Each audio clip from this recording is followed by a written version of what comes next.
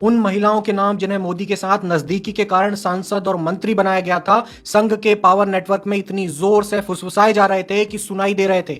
यही कारण था कि मैंने बहुत जल्दी सावधानी बरतनी शुरू कर दी। उन लोगों के नाम भी, जैसे हरदीप पुरी, जिन्होंने गुजरात के मुख्यमंत्री रहते हुए मोदी जी को विशेष सेवाएं दी थी, धीरे धीरे चर्चा में आने लगे जैसे ही हरदीप और जयशंकर को कैबिनेट में शामिल किया गया।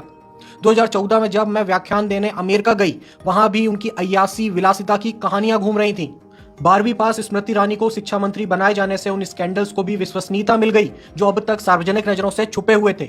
भारत के प्रधानमंत्री नरेंद्र मोदी पे इससे भी कहीं ज्यादा आपत्तिजनक और चौंकाने वाले खुलासे किए हैं प्रधानमंत्री मोदी पर ही किताब लिख चुकी मधु पूर्णिमा कीश्वर ने, और ये सब उन्होंने अपने एक्स अकाउंट में बीजेपी के नेता सुब्रमण्यम स्वामी के इस वीडियो को कोट करते हुए लिखा है। अब सुनो कि उस वीडियो पे सुब्रमण्यम स्वामी प्रधानमंत्री मोदी जी के बारे में क्या बोल रहे हैं। अब मैं 3-4 नाम महिला के दे सकते हैं जो एमपी बने हैं, वो जाकर सोना पड़ा उनको, उनके साथ, मोदी के साथ एक मिनिस्टर बने हैं सोकर।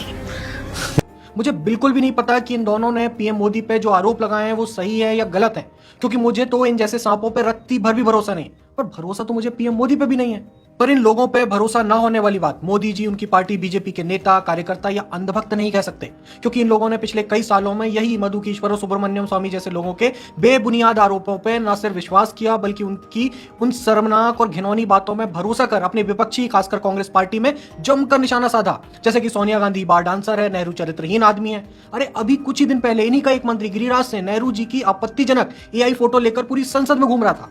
तो अब जब वही मधु कीश्वर कह रही है कि उसने पीएम मोदी की वो आपत्तिजनक सीडी देखी है, या सुब्रमण्यम स्वामी पीएम मोदी पे जो आरोप लगा रहे हैं, अब उन्हें मानने से तुम कैसे इंकार कर सकते हो भाई?